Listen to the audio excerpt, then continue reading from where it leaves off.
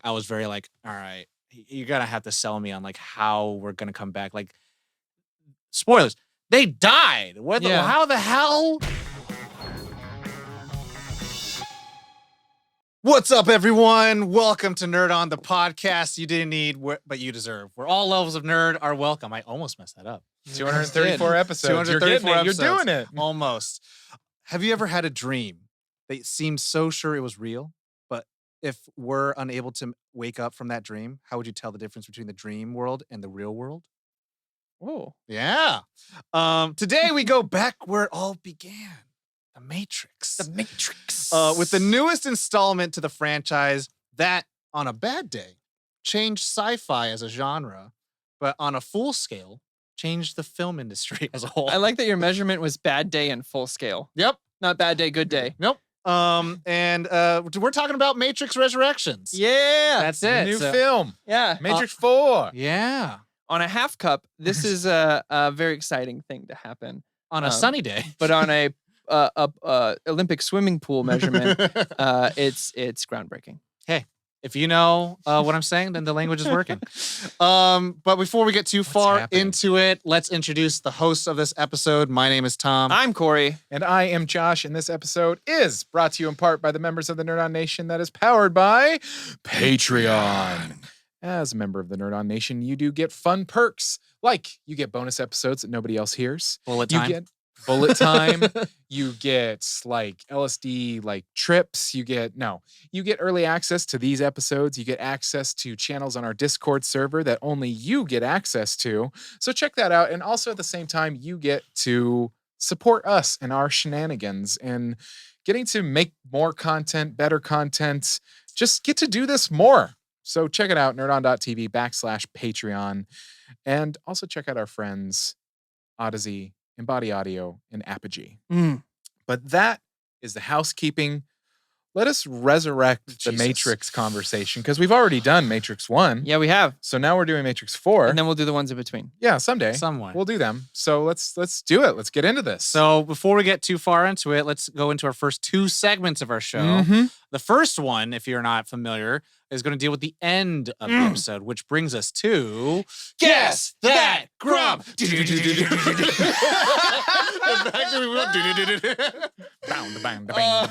That's the whole song. If you're brand spanking new, then Guess That Grump is where we're going to go around the table and guess who's going to have the lowest score for this episode. Because at the end of it, we are going to guess from 1 out of 5. We're going to grade it 1 out of 5. And whoever has the lowest score out of all of us, no matter how high the number is, will be the grump for the week. And since I always explain, and we never have done the same song like that ever, actually. And I will go first. You do it. I'm going to guess the grump for this week is going to be. Oh wow, we can't see his eyes. I think it's going to be Josh. Woo! I guessed wrong. I thought you were gonna type me, so I wrote your name in next to mine already. Expect the unexpected. So I'm next. You would be next. I think it's going to be. I just want to mix it up from last week's episode. Sure. So I'm just gonna say Tom. I mean, my numbers are already written down, so we'll find out. Mine yeah, too. we will find out. For me, it'll be. Damn, this is hard for me. You've already heard inklings, like of what I might think of this movie. That I might have blocked those out then. Oh, okay. I heard. That's them. cool. I heard them. I heard both of them. Yeah. I'm gonna say Josh. Oh, not much of a choice, is it? No. I saw what you did there. You know, it's funny. That was also in the movie of last week. A lot of it's either die or go to another universe. Not much of a choice. Not much of a choice. Okay. So are you sitting at home, y'all, and being like, guys, it's gonna be Corey. It's gonna be Corey. He's got. I imagine that like no imagination. Well then get online, go to nerdon.tv/Patreon, join the Nerd On Nation, powered by Patreon, and speak with your votes. And if you get it right, you get a shout on the show, and you get to be the Guess That Grader, Gumper Grader, grass-fed algorithm, binary choosing Grader Grumper. I don't know. Yeah. I lost it halfway Game developer. Game developer. I was thinking of the other scenario where they're like, hey, No, you guys are right. I think that's Yeah. a great That's a decision. great choice. I just want to put my vote into. And guess what? We're going to tally all the votes for the year. And at the end of the year, we will crown someone the... What are we going to do? Guesser, Grumper. We're still workshopping. We're workshopping the title, but you're going to get a crown. We're going to do the top 3. It'll be fun. When we have the official title, we'll let you know. But anyway, the Nerd On Nation has spoken. And they, much like me, think I'll be the grump of the episode. Oh, man. Much like me, because you can't vote for yourself. So with that, it's going to be me and Tom first, and then Josh last. It was close between you and me on the Nerd On Nation. Okay. So yeah, there you go. Speak with your, I was going to say dollars, but votes. Speak with your votes. Let us know. Kind of. It only costs like $1 to start voting. 4 quarters. So. Yeah, 4 quarters. Easy, baby. So with that, we're going to do the complete spoiler. Wow. And I could see the thought process. That I tensed up for it. I was ready. And we're going to go and do our initial reactions and our first impressions of the film. And I'll go first. Okay. I feel like there has been, the funny thing about the internet and, GeoCities, that back in the day time where like things were just like, I heard they're going to do this. Mm-hmm. Like, remember when they said they were going to do a Johnny Bravo movie with The Rock? That was a long time No, ago. I don't, but I'm glad to know that I'm sad to know that didn't happen. And The Matrix 4, I feel like, has been like a thing of legendary proportion of like, oh, they're going to do it. They're going to do it. And then they're for me, I've always been like, but why? What else do they have to say?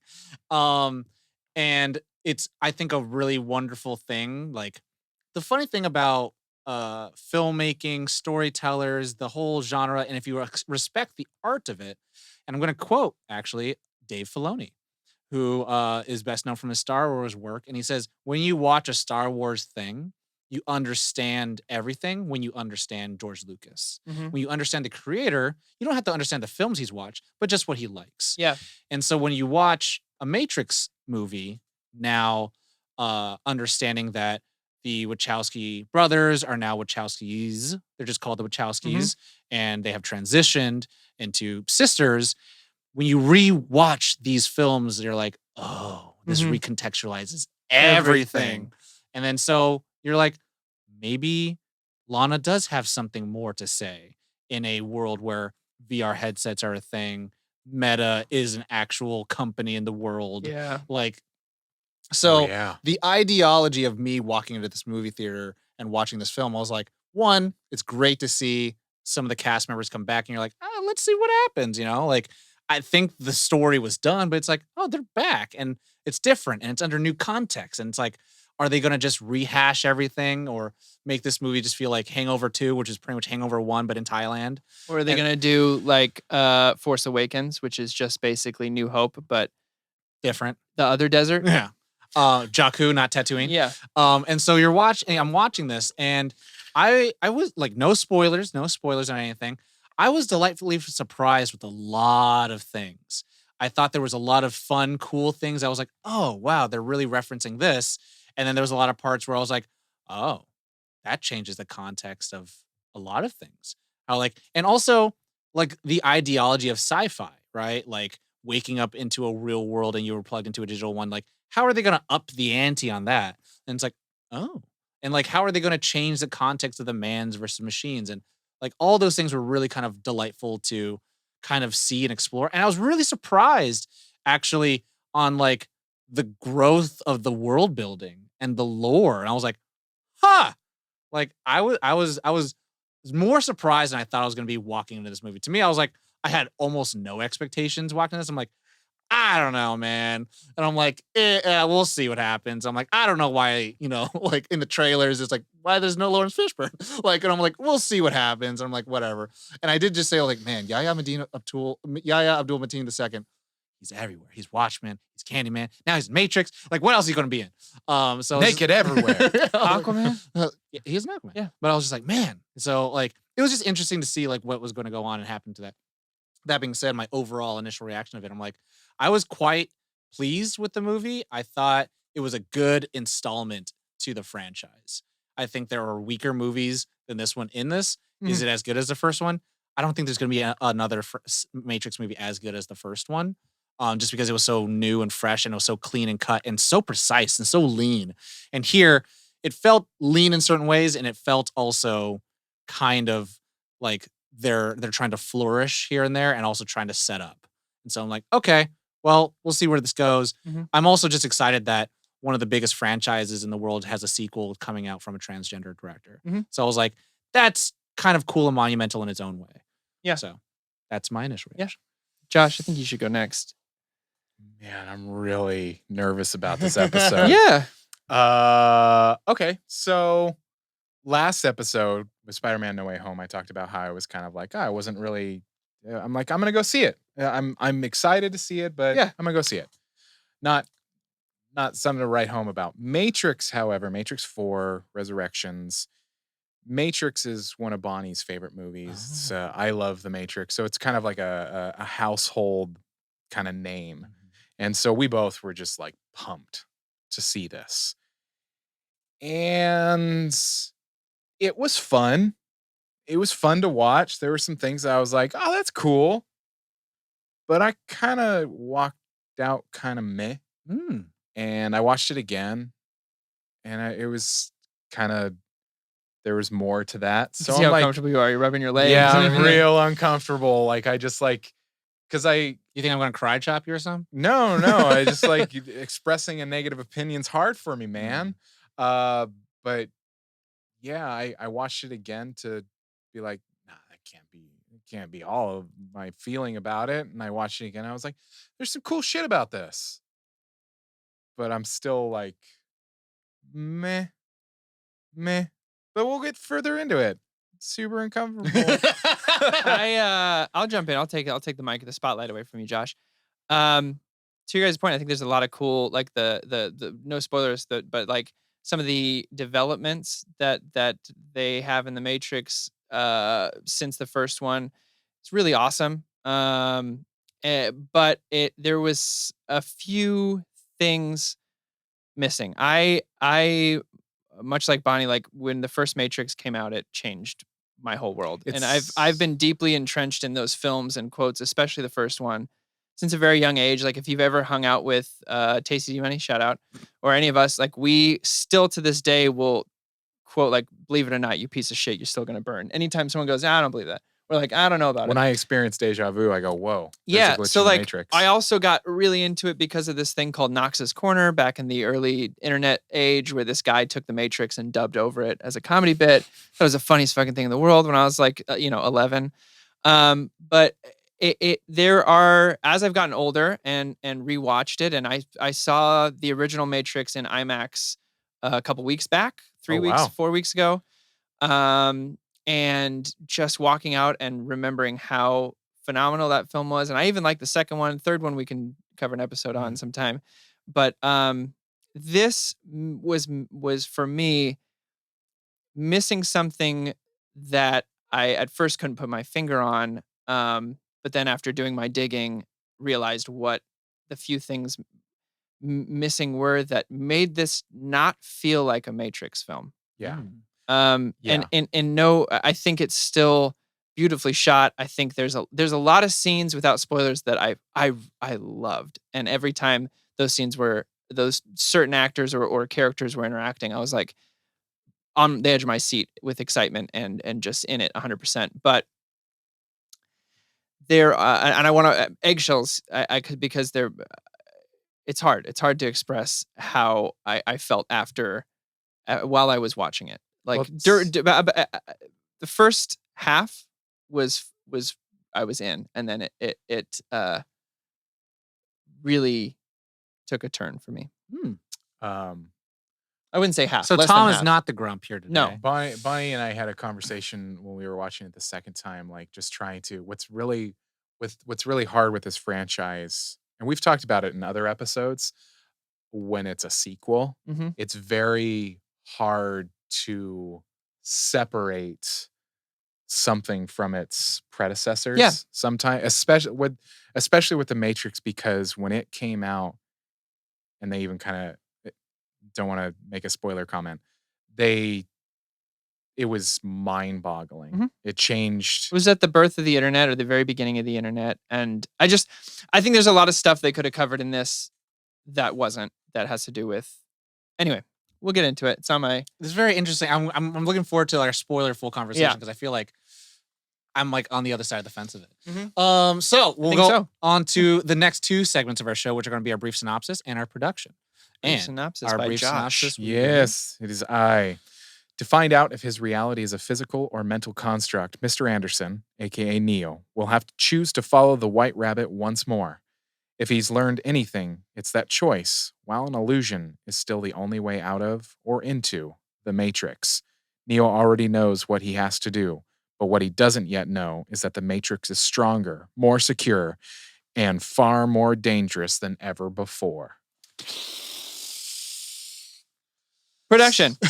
Distributed by Warner Brothers Pictures, known for Zack Snyder's Justice League, the Lord of the Rings trilogy, and the Harry Potter franchise. Directors, Lana Wachowski, known for Bound, The Matrix, and Cloud Atlas. Producers, James McTeague, known for Messiah. Lana Wachowski, known for Ninja Assassin, Sense8, and Jupiter Ascending. And Grant Hill, known for The Thin Red Line, The Tree of Life, and Titanic. Shout out to Mikey. Writers, Lana Wachowski, known for Speed Racer, V for Vendetta, and Bound. David Mitchell, known for The Vorman Problem, Cloud Atlas, and Sense8. Alexander Hammond, known for Love Island and Sense8. The cast, Keanu motherfucking Reeves, known for John Wick, Bill and Ted's Excellent Adventure, and Speed. Wow. Carrie-Anne Moss, known for Memento, Disturbia, Jessica Jones. Yahya Abdul-Mateen II, known for Aquaman, Watchmen, and Candyman. Jessica Henwick, known for Iron Fist, Love and Monsters, and Game of Thrones. Jonathan Groff, Mindhunter, Frozen, Hamilton. Y'all know him. It's Neil Patrick Harris. How I Met Your Mother, Gone Girl, and Starship Troopers. Yes. Why haven't we done a Starship Troopers? I don't know. I'm doing my part. I bring it up. Priyanka Chopra Jonas, known for Collateral, Gotham, and Scream 2. And then Jada Pinkett Smith, Baywatch, Quantico, and Dawn 2. Actually, flip those. I don't know how those got flipped. But other way around? Jada Pinkett Smith from Collateral, Gotham, and Scream 2. Priyanka Chopra Jones from I'm just reading off a list, clearly. Release date, December 16th, 2021 in Toronto, and December 22nd, 2021 in the United States. Runtime is 148 minutes. Budget was $190 million, and the gross so far is $106 million. Rotten Tomato score is 65% critics from 274 reviews, and 64% audience from 1,000 plus reviews. Ratings. Audiences are called sorry, reviewers. But that's 1,000 plus reviews. Yeah, I don't know. That's just Same how Rotten thing, Tomatoes right? says it. They don't look. They call critics reviews. And they call audience ratings. Oh, okay. I don't know. Whatever. I don't fucking know. Interesting. I did not know that. That being said, so now we can go into our full spoilers. If you have not watched it, it's on HBO Max now. You can watch it and come back. And we now just we're gotta wait here for like a couple of hours. 148 minutes. Yeah. The same amount of time for Spider-Man No Way Home. Yep. And now we're back. So, spoiler full talk. Favorite parts, favorite characters, our qualms, and then finally our rating. Yeah. So, favorite parts. I kind of want to. We're going to Jonathan Groff as a Smith. You like that? Loved it. I thought he embodied everything I wanted. Obviously, Hugo was going to be in this, but due to the delays, scheduling conflicts came up and he pulled out. I think Jonathan Groff was so fucking interesting that, and he played it so well, like the awakening moment. But there's the moment where he comes in and teams up with Neo inside Simulate. And also Simulate, come on. Yeah.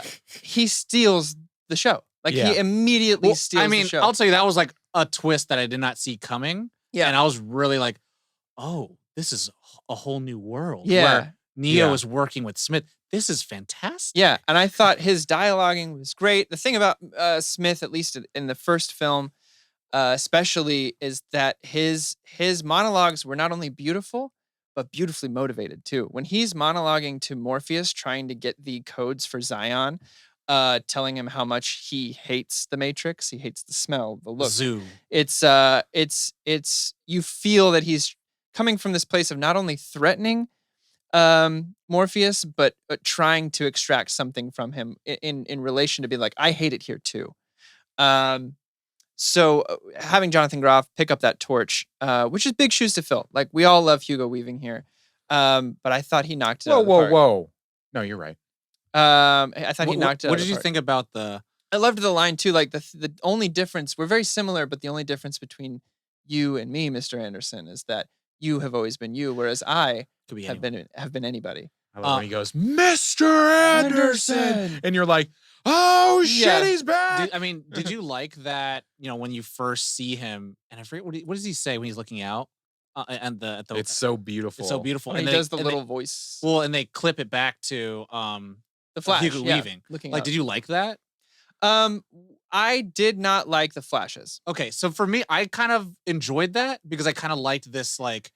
Had it only been a few times, I think I would have loved it. I enjoyed it because, one, it's a interesting film language thing, because instead of just like, okay, cool, he says the line and it's like, oh, well, that's it. It kind of made it where it's like Thomas Anderson Neo is like, he's having that trouble discerning from the matrices and quote unquote reality. And I was like, it's kind of nice. I want to build on this because how it was used in those moments, like I loved that. The framing was the same, everything like that. Or, our first meeting felt like an interrogation and it shoots back to the FBI scene. Loved that. What ruined that for me was then having that projected onto the screens. We'll talk about that later.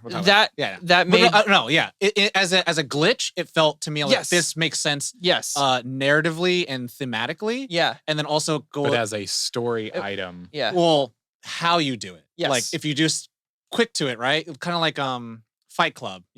Penis. Oh yeah. There you go. It's like yes, there's Tyler. It makes sense. Yeah. Like because we are supposed to be following Neo's journey. Journey of like he can't discern realities, and I'm like that's kind of cool, and it's something that hasn't been really done to this effect. Yeah. Like I think, and there's Tyler Durden is like really good, which I was like that's cool, but it's like almost like it's so blinking you miss it, and it's actually like not like from another shot. It's like this references the past in a different way. Yes. And so, anyways. In that aspect, loved it. Like, even in that moment, because it hadn't happened, the other stuff hadn't happened yet. In that moment, I did like it. And then Groff taking the voice on just a little bit. And he goes, like, from the game, right? You wrote that. Yeah. And I was like, oh, man. It's like, oh, shit. Favorite part? I am a NPH shill, and I love anything and pretty much everything that he is in. I loved his, him as the architect.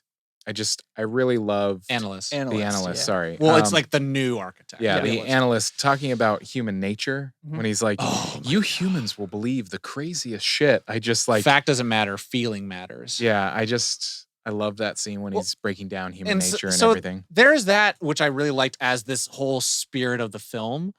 And I think a lot of people on the internet, and you guys can agree with it, and I'll talk more about it. Like everyone says, like it's so meta, it's too meta for meta's sake. And I was like, I don't know if that's the case. If it's too referential for its own movies, I could probably agree to that. But to me, like those conversations, like that thing of like, he's like, nothing matters to you people. Like I can sell you all the information you want in the world, but what really matters to you is how does this make you feel? And that will make you we realize your energy will output more for us because you have to know that in the Matrix, humans are batteries for these robots.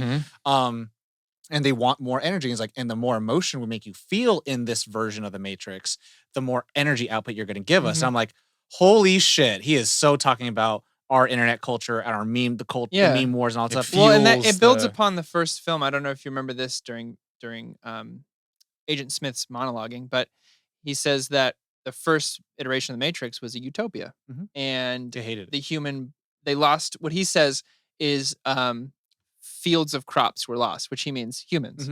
They all rejected it because there was no. It kind of builds on that. There's no emotional build, but he says that he goes, what we created now is we think that humans build their reality around their struggle, around their conflict, and so it's taking that idea to the nth degree. Right? Yeah, no, I mean, and it's also built on Morpheus is like, what is real? If real is how things taste and feel and smell, then reality is just electrical synapses. You think that's air you're breathing? Yeah. And so it's that kind of, it continues off of that. It's like how driven we are by our emotions. So. And just to continue the analyst, when he's using bullet time against Neo, like, and just, I love when special effects are used. I showed Tom a video by Watsky recently, and the way that they edited this video, it was like a stutter edits, but it was still in time. It was really interesting. But the way that they edited this and the way that they did it, it was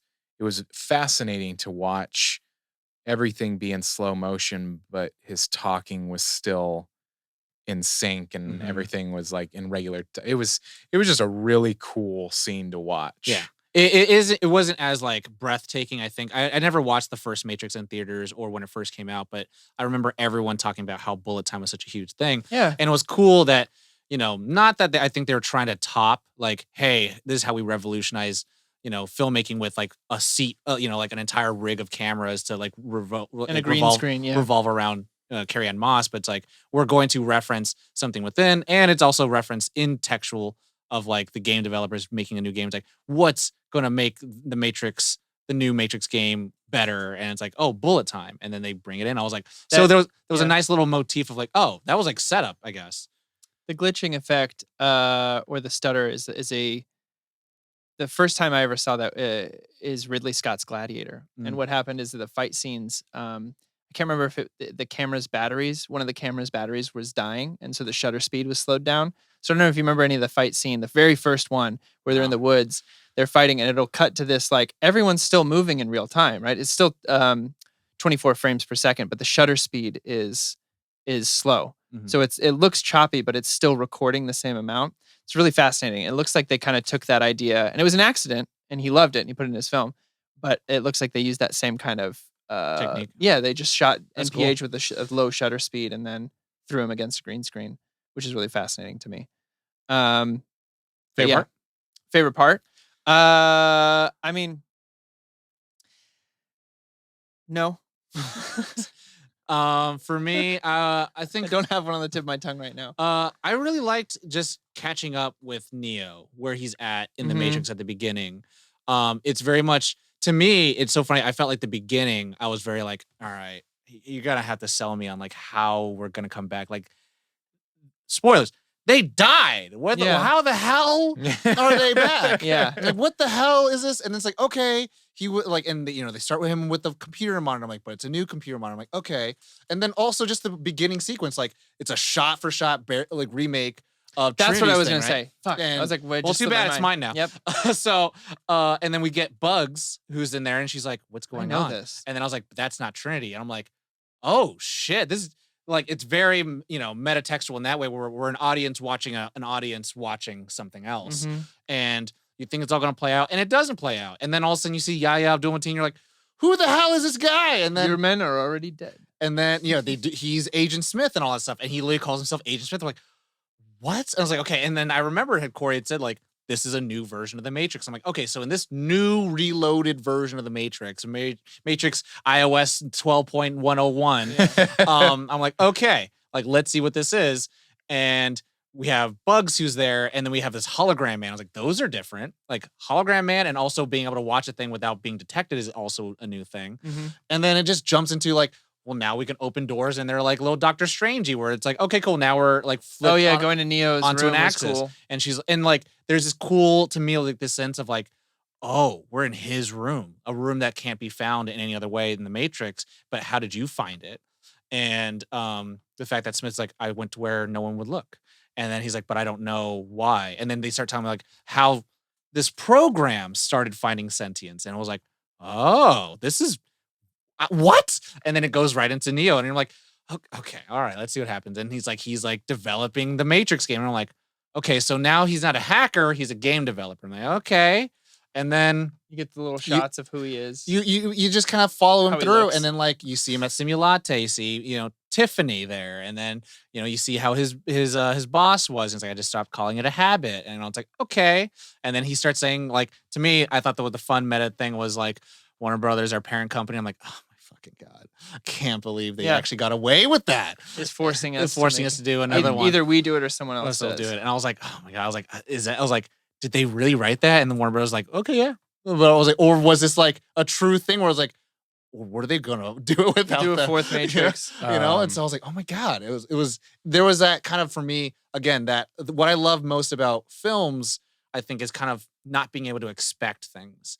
And then so when I'm just like, okay, I'm on the fucking ride. All right, let's see what's going on. Yeah, I mean, watched Lana in an interview, and she said that the fourth Matrix was not planned. It wasn't a grand scheme of any sort.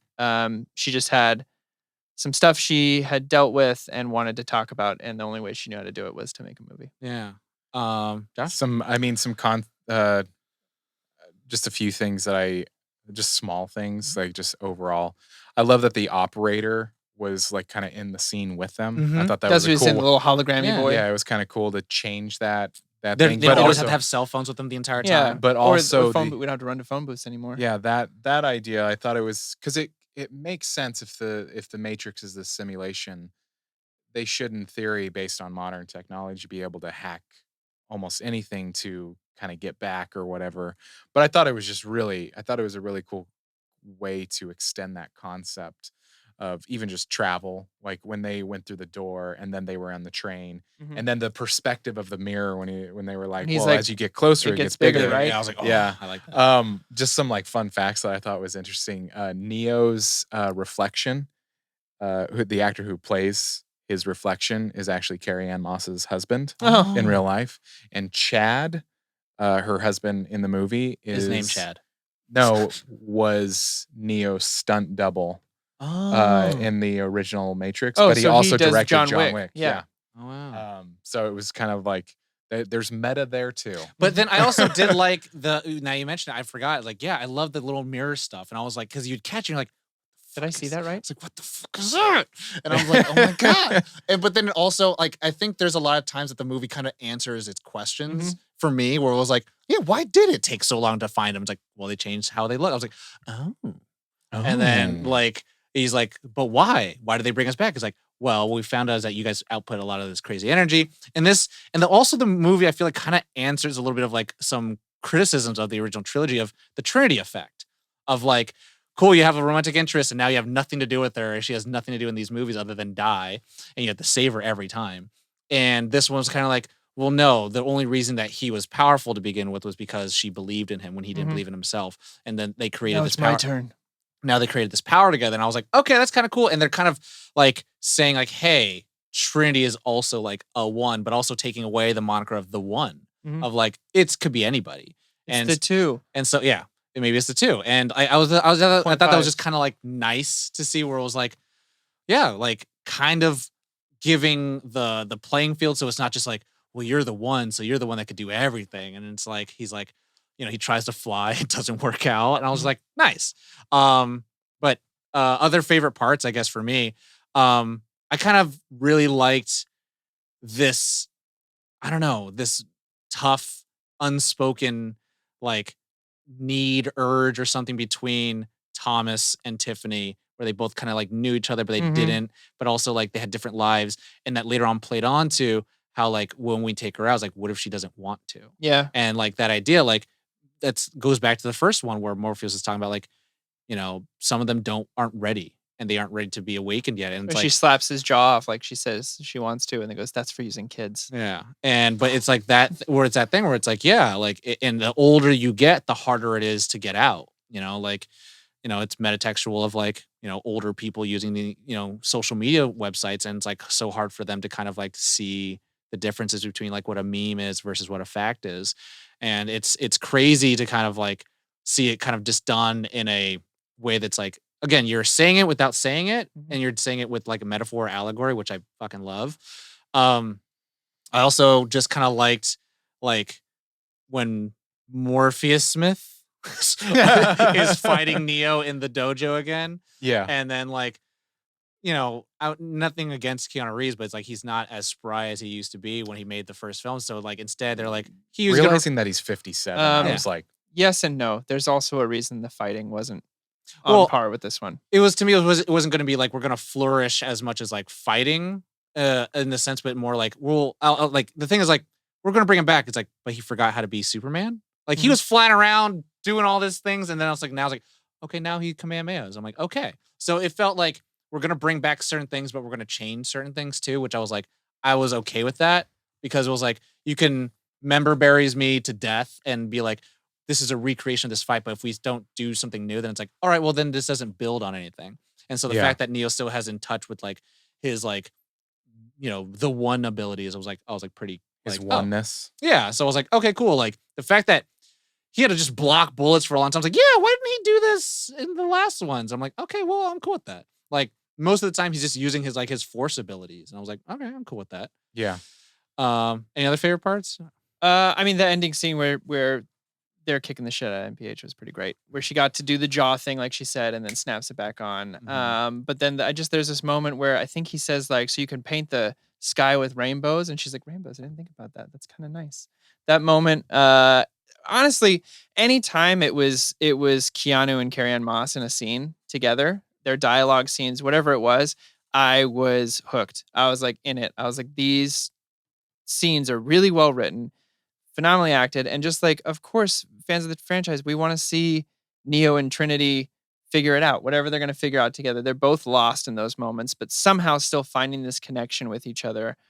Yeah, I really dug those scenes a lot. In the coffee shop or the rooftop, all that kind of stuff. Yeah. Josh? I said mine. I really liked Io. I really liked seeing like a new world and like it's expanded and it's flourished under peaceful times. And even though there's still a war going on, but there was a time of peace. And Niobe being like, I've seen all the war. I don't want to fight anymore. Like I don't. When everybody steps forward and they're like showing that was, I didn't remember that when she's like, there's this really unsafe mission and they all just step forward before. Yeah. Mm-hmm. And you can't fire me because I volunteer. Well, also, but it's like, they're like, are you crazy? It's like, if it's as important as you say it is, like, we all are going to step up. I'm like, that's really cool. And it's like, it felt that, human hope to survive kind of thing. I was like, everyone's going to be there. I also thought that the old age makeup on Jada Pinkett Smith, both Bonnie and I were like, that is probably some of the best I have seen that I can think of. You were like, wow, that, because usually you can tell even just a little bit, but this I was like, wow, well done.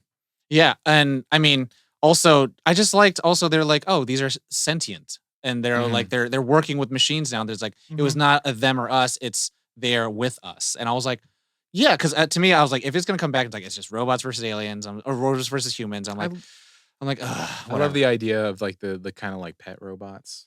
Like the little stick the little Octo, Octo hand. Yeah. But also I liked that programs could live in the real world too. And so I was like, that's what Smith wanted. And I'm like, I was like, there can be coexistence, there can be harmony. And I think there was that sense that I really like the evolution from in the Matrix, it's a them versus us. And then here it's a us, but we're still fighting each other. And we are still fighting this sense that there needs to be an order to who is the superior life forms. And then this kind of like changed that where it's like, no, we both want to benefit each other. And I was like, that's kind of interesting. Like programs working with humans and robots now working with humans. I was like, that's a cool graduation for sure. Yeah, I was like, I really liked that progress and that kind of like world building and lore. And I was just like, oh, this is very interesting. But then also, what happens when you build alliances? You could build betrayals. And I was like, okay, like, is that going to happen in the future? Who knows? But no, I kind of liked also seeing that certain character, like I like seeing Bugs a lot because like she not necessarily was Morpheus, but like she was like, I'm going to do whatever I can. And it doesn't matter if I get in so much trouble. And I really liked that kind of like, she was her own character. She kind of like stood out the most for me in terms of like a new addition to the film. And I was like, oh, I could do a whole movie about her. I think that'd be really cool. So, and also I just kind of like that, like there was this like legend kind of thing. It was like everyone knew about Neo and being Morpheus. A Neo, like Neographer. Neostorian. Yeah, I thought that was fun. But like, there was a monument created for Morpheus and stuff like that. When they're going down the elevator and he's like, this is just like the kid is like, this is just a really big moment. And he turns and shakes his hand. Yeah. And it's just like, I'm Neo. Yeah. It's like, it's very Keanu. Yeah, it's very Keanu. I was like, oh, that's a total Keanu moment. Well, because he doesn't, he never believed he was the one. So to him, it's just he's just doing the shit he needs to do. Yeah. Yeah. No, I liked kind of like the heist to save Trinity it's not like the same as the heist to save Morpheus. Mm-hmm. But it was like, oh, okay, we have to do all this stuff, but it's in the real world this time. I'm like, oh, that's kind of cool. And I just kind of like the design of that entire like room too. I was like, oh, this is very stark different because we remember Neo waking up next to a bunch of pods, and then now it's like there's just a room. Yeah, with they're them like too. super pods. Yeah, and then they're like, super powered. Yeah, and when he wakes up, like it's almost very similar to what it is, except these machines work for the good guys. I'm like, that's kind of cool. The concept of like and the design of them, like they're not right up next to each other because they'll be too powerful, but they're just far enough to activate the superpower that they were talking about. Of like, as long as we kept you guys close enough, we could have that superness. And I think there was a cool little like director, like Lana coming out and saying like the things that happened to Neo or to Thomas, whatever, of like they turned his life into a video game, where it was like, you know, the Wachowskis and everything they've been through have become like, you know, not like I think the Matrix films bastardized their, you know, expression of who they were, but the offshoots, I think kind of like, it's like, oh, it's become like an outside of more of a thing instead of like these intimate moments. Well, they have that moment where they're all discussing the game and they're saying the same things over and over again. And they even like pick up on a lot of the right and wrong stuff where they're talking about like, oh, you know, the game is like this trans story, but trans politics. Yeah, or someone else switches to this. We're like, no, it's not. It's about, you know, choice, or no, it's not. I like that a lot, actually. You know, hearing Lana be like, I'm aware of all the shit you say about my movies. Yeah. But okay. Oh, well, all right then. Alexa had to speak up. Yeah. That's creepy. I mean, I like this. Wow. But also, machines. I do have to make a like kind of a shout out. One of my early crushes, Christina Ricci. Yeah. Showing up. I was out like, of nowhere. Oh, damn. Yeah. Christina Ricci. Favorite characters? Yeah. Okay. So we'll do 3. Okay. That's a huge cast as well. Yeah.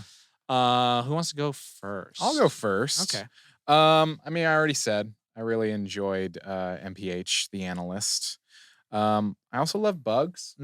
And I've got to give it up to Jonathan Groff as Smith. I just, anytime he was on, at first I was like, oh, it's not Hugo. And then he knocked it out. Like there were even some vocal things that he did that I know it was just him doing it. Yeah. And it was like, oh, you beautiful man. Yeah. Like he did the delivery of like, because it's a certain, it's not just like Hugo Weaving. It's just his character. The character of Smith is so like, specific. Seeing that switch go off too was really great. And like during when the sprinklers are going off and he picks up the gun and you just get this like he starts smiling and he does that Mr. Anderson. And you're like, oh baby. Yeah.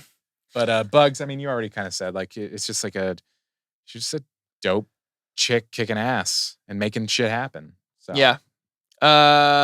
Smith is my number one. Just fascinated with him on screen at all times, and his arc was really interesting to me. Like teaming up with Neo was exciting for me, and then even being like, well, our brief partnership now alliance comes to an end. Obviously, gotta love Neo. Keanu. I have such a crush on Keanu Reeves. I love him so much. I want to hug him. And Trinity, because all of their scenes together were when I was really hooked. I did also really like when she started flying and he's like, I'm not doing this. And I was like, oh, that's really nice. Favorite character, I think first off would be Bugs. Second, probably Neo. And third, I liked Morpheus Smith.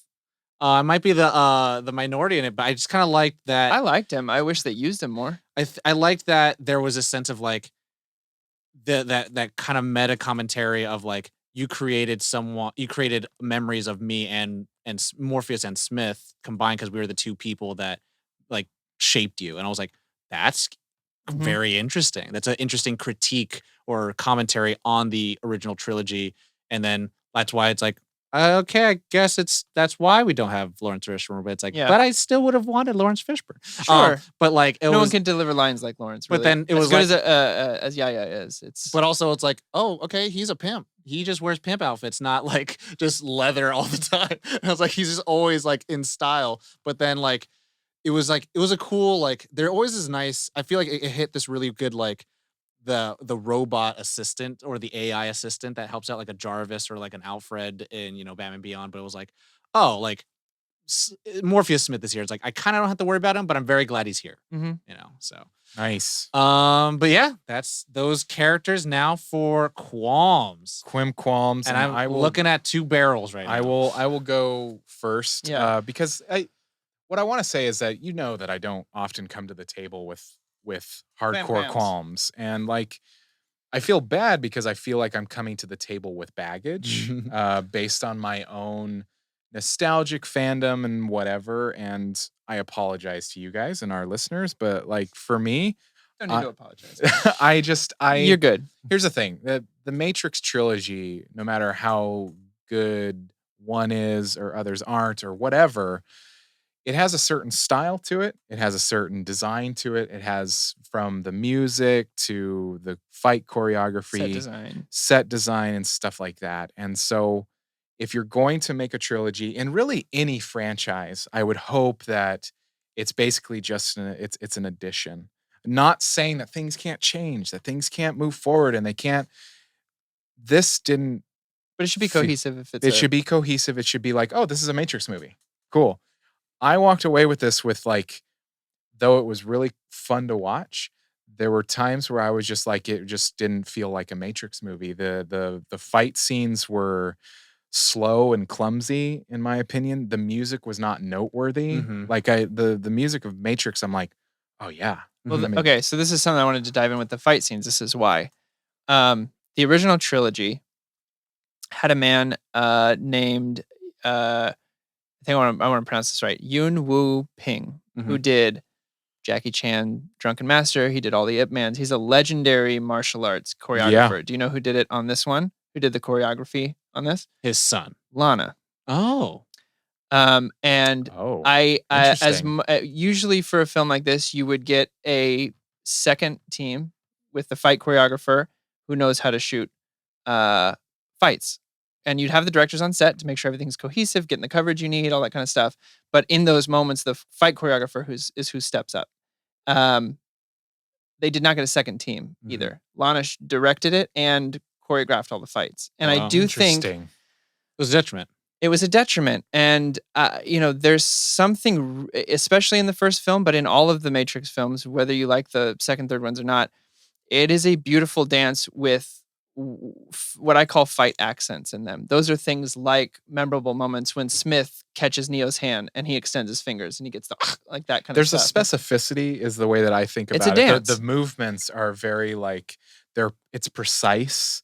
They're like there's no accident. They were technical. Well, but also there's wide shots. There's wide shots to show the full choreography. Where this here they only use wide shots to show how it looks similar to the original film, like the punching of a pillar or the multiple punches at the same time. It's like those are just shot for shot remakes, which it's not. It's probably hard to make as a film. Yeah, but it's like you're replicating that thing versus like having something new to say in the fight choreography. Yeah, and each of those fights told a certain story. And I'm mainly referencing the first film when I'm talking about these because it's the one I'm most familiar with. But things like the dojo scene in the first Matrix is probably one of the most beautifully shot fight scenes I've ever seen when it comes to not only shot coverage, but the choreography itself being memorable. I can remember almost every beat of that fight, and I can't tell you a single beat from any of the fights in this movie. Yeah. So, that's the unfortunate thing is it's like even when I was putting together my notes, I was like, wow, I'm having a hard time remembering favorite parts. Like, because there were a couple of things where I was like, oh yeah, so that's why I always like enjoy our conversations at the table because it's like, oh yeah, I forgot about that. Or I didn't even clock that. Yeah. My other so silly, Neo's fucking hand shield power. Like every time he did it, I rolled my eyes and just was like, ugh. Because it kind of goes along with the preciseness and what we were talking about with the fight scenes.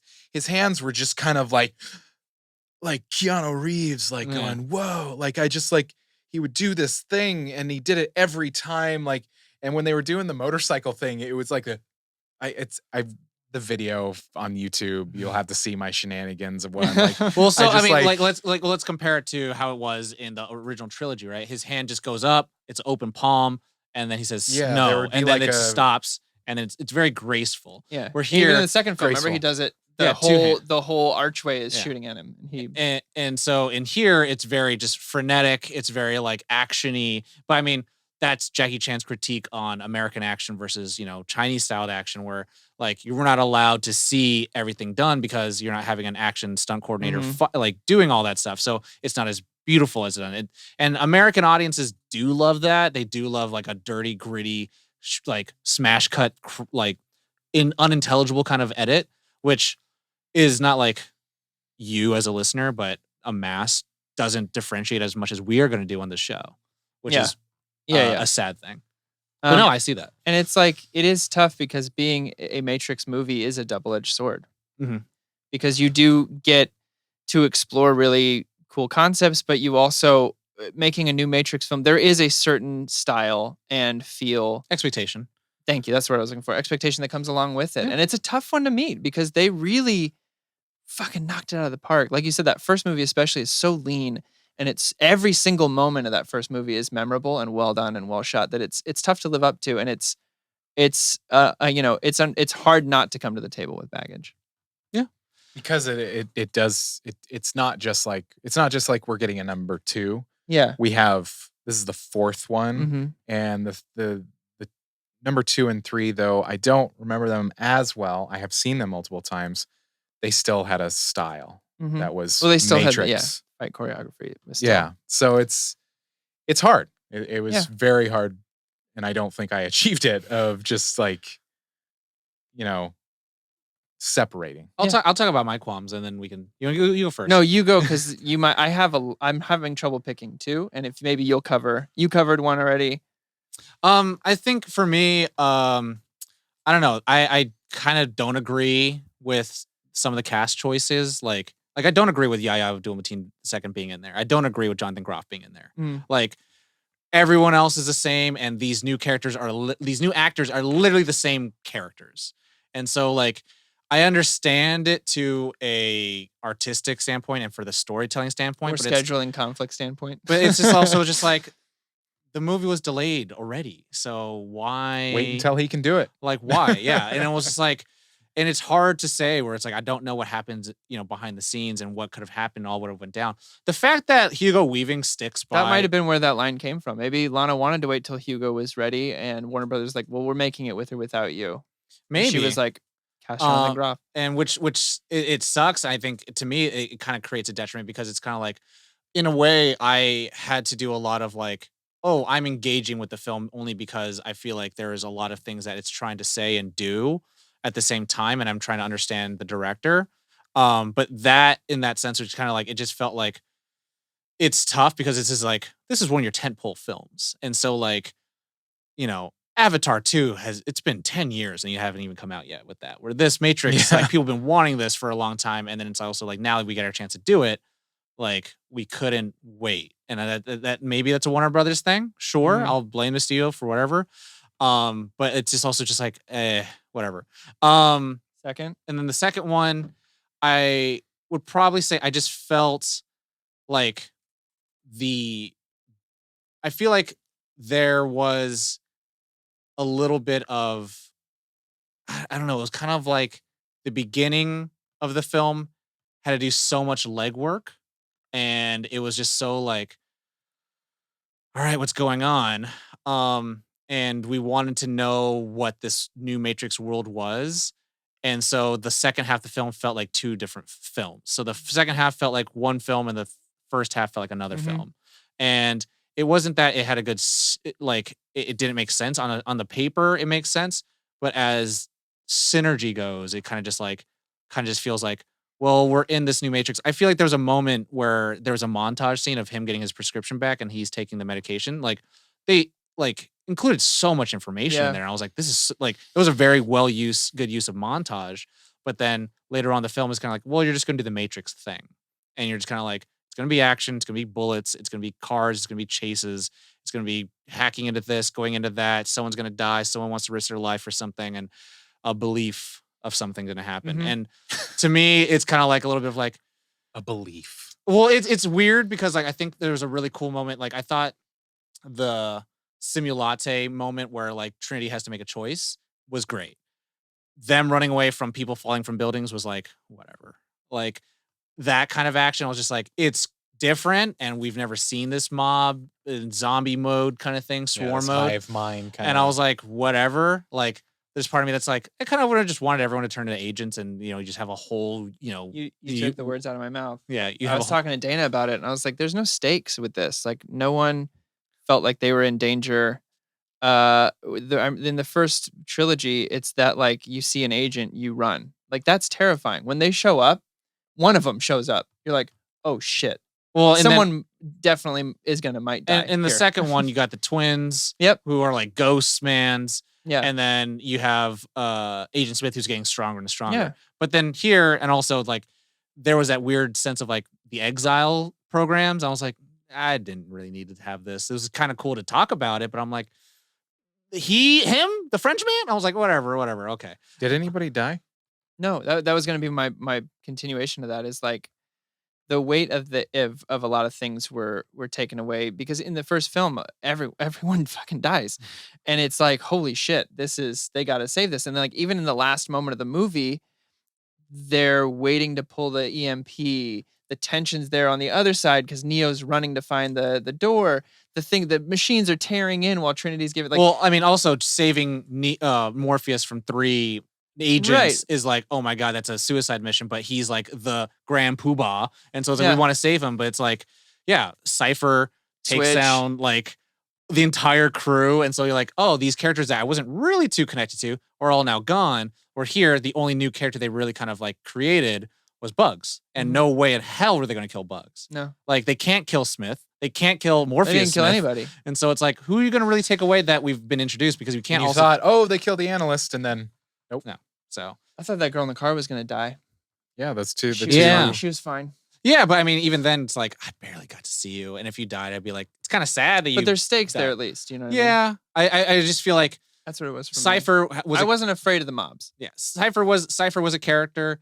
Tank was a character, or Dozer was it? Tank and Dozer. Yeah, were characters. Mouse was a character. The 2 newbies were like, I'm a Neo historian. I'm like, maybe I should care more. Maybe I should care more. So like there was that sense of like, I care a lot about Neo and I only care about Neo. But also to your point, like he was God mode already. And so we're going back to a character who's God mode. So it's like, what are we going to do in order for him? It's like, but God mode can't save Trinity, which again is why BVS is a great movie, because you attack the morals of the character. So instead, Neo's like always like, I gotta believe Trinity's gonna make the right choice. I gotta believe all humans are gonna make a good choice. But it's like, instead, it's like, no, you have to make a tough decision where it's like, we kill her now or do you come? Yeah. Like, and he doesn't have to make a decision. He no decisions.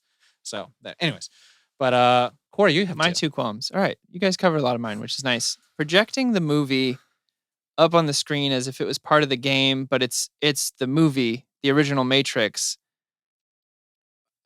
I had a tough time figuring out how they did that. Like, are you saying that someone filmed the real events of the Matrix and put them up on a screen somewhere? So I think using all the camera angles that the Wachowskis did, even reflecting the pills in the glasses. In this world, my theory to that is that the game he created was literally shot for shot, like the movie. Sure, but did they? It's not a game. That's a movie.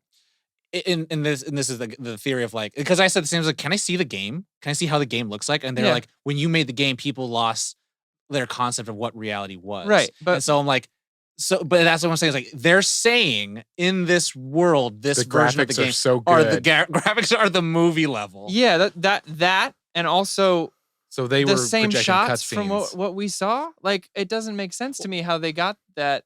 It didn't make sense. It totally broke it for me. Like, that was such a movie breaking moment that I from then on I was kind of like, I don't know if I can do this, included with the other things we talked about already. That, like, I loved the flashes, I loved the glitches of him having memories of certain things, but like, if they took it from Neo's memory, then it should be all first person view.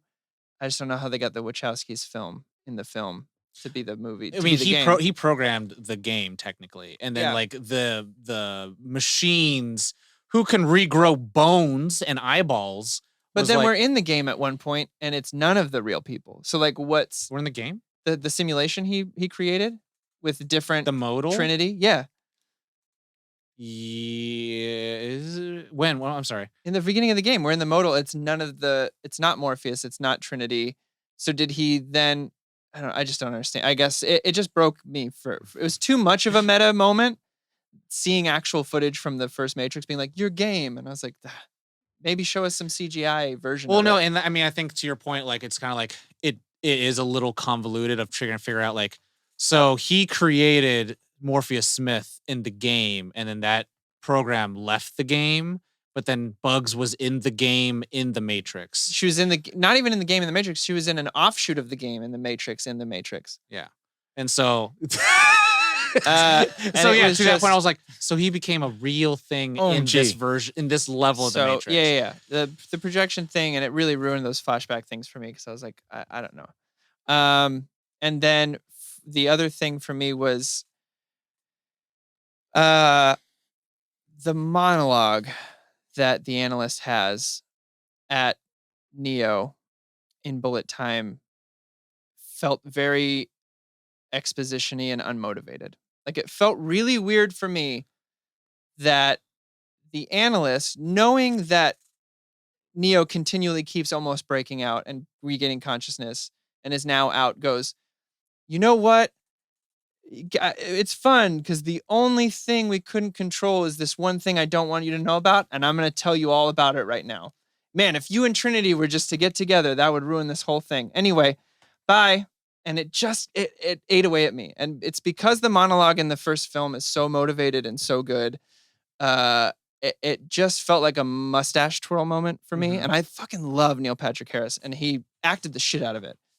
And he was really phenomenal in that moment. But in that moment, I was like, why is he telling him any of this? Why? It's only a detriment to him because now Neo knows everything. Well, I mean, I would have to say, I feel like that's a lot.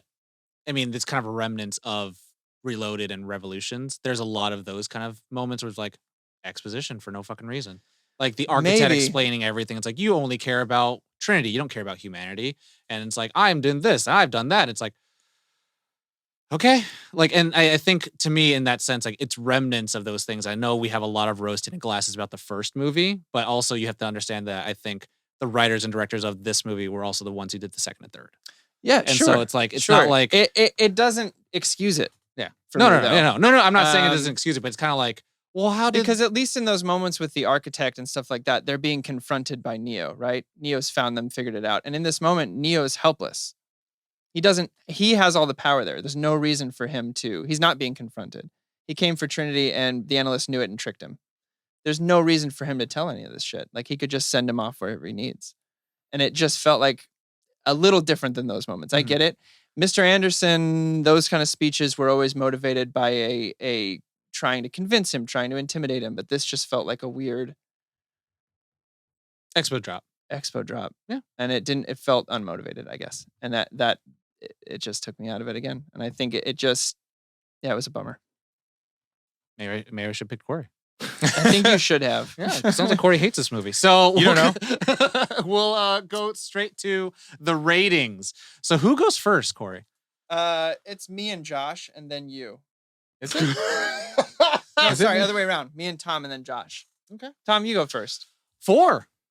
Solid 4. I think, again, I thought it was a good installment to the Matrix franchise. I think it's better than Revolutions. I think Revolutions just kind of goes way out of everything, and it's just like you got God mode in the Matrix. You got God, like this guy could destroy machines in the real world now. So like I don't fucking know how that works, but we're okay with that. And so this one here is like, all right, at least we're not super powerful. We're not super God mode anymore. And it's like, he's not as good as he was. Whoa. Hold back, bro. Yeah. And so that being said, and also just being like, this is a new version of the Matrix, so it's not going to look the same as the other one was. There were some things that was like kind of clunky in here and there, but I was just like, I think it was solid. And I thought, like, again, the movie kind of said some things I feel like it was a good social commentary to the world. And I was just like, all right, cool.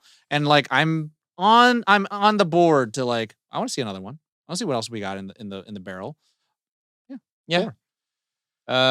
3. 3 for Corey. 3 solid. You compared it to like Revolutions and stuff like that. I didn't really care for those either, so makes sense. I just didn't. I guess at least with the original trilogy, I knew what the overall message was, and I don't know if it was totally clear here what it was. And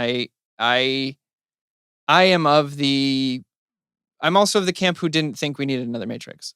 I thought it was cool when I saw the first trailer, but it's never been one that I was like, you know what, I would love to explore more. That thing they put a button in and finished. And unless it was like with a whole new group of people. So for me, without the fight choreography, especially, 3. Josh? That's what I wrote down. 3. Oh, so I did make the right choice. Yeah. Yeah. Yeah. By extension. This hot take was not a Matrix movie. It had the title, but some of the actors, but it did not feel like a Matrix movie. I wanted more Morpheus too. I mean, Lawrence would have been great, but I did think the Morpheus was cool, and I wanted more of him. I just thought he was cool, and then they were like, all right, background now. Yeah, he did kind of just go in the background around the end and just saw this silver metal man, and I was like, Metal Man, which I did like. I did like that whole heisty thing. I was like, okay, it's kind of cool, but it's like, I'd like to see more of him because he was such like a character, and now it's like, well, now Bugsy's that character, and I'm like, Bugs is that character. I'm like, all right, and it's all about like, but also Smith is that character, and it's like Smith has so much more flourish and so much more fancy that I'm like, he used to not having socks with his suit, and so now he's like business cash, but I'm like, okay. So and I also missed the third act. It didn't have any tension for me in the whole thing. Everything just kind of worked. Yeah, well, I mean, that's the kind of thing where it's like, they're gonna survive because this whole movie is about them surviving. Yeah, and I feel like, to me, I was just like, at a certain point, I know. To me, I was like, I know Trinity's gonna fly. I know for a fact she's gonna fly. But also, I'm like, is he ever gonna fly? And then he ends up flying. But I was just like, they gave him half of his god powers and then half of not his god powers. He's not as good at fighting anymore. He can fly now, though. He can fly now. So but that's going to be the thing. I'm like, in the second one, I'm like, all right, he could fly. He's going to fight just 1,000 agents or 1,000 Smiths. I'm like, there's like with Neo, there's never been like, is he going to survive? But will he save someone? That's where tension is. Yeah. But here, he's going to save her. Yeah, I still stand by what I said when we did our first Matrix episode, which is I was like, the Matrix one is a great standalone single film, and then there's like some pretty good fan films out there called 2, 3, and 4. So the shout outs are for both of us.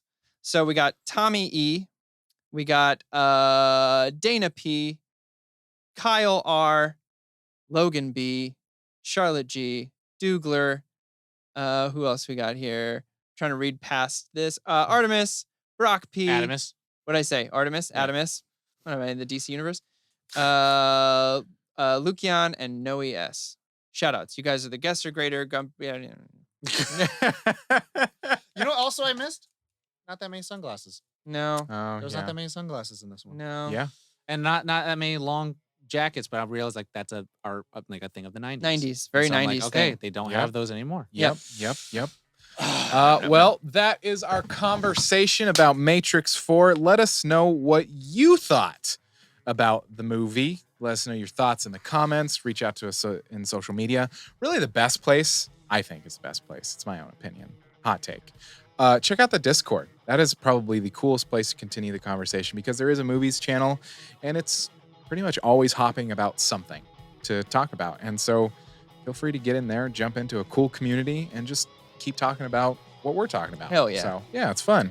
Share us with your friends and family if you like what you hear today. If you don't, share us with your enemies. That's a cool way to get back at them. Share it with the machines. Yeah, share it with the machines. Just share it. Get it out into the matrix. Mm-hmm. Let's spread it. Check out our YouTube because all of our episodes do go to video. You can see what I'm wearing. Yeah, exactly. We are on every podcast. Everywhere podcasts can be heard, we are there. Check out our website, nerdon.tv. And the very last piece of housekeeping is do check out that Nerd On Nation. Consider joining it. You do help to support us to create more content and get to do this more often because we really love doing this, and we really, really would love to do this all the time. But we're adults. We gotta pay bills. We want to quit our jobs to do this, so help us out, baby. 4 quarters. You know how much content we could make? I have a child coming. We have various content. You do have a child coming. But that's it. Thank you so much for listening. Thank you so much for watching. Take care of yourselves. You know the drill. As always, nerd on.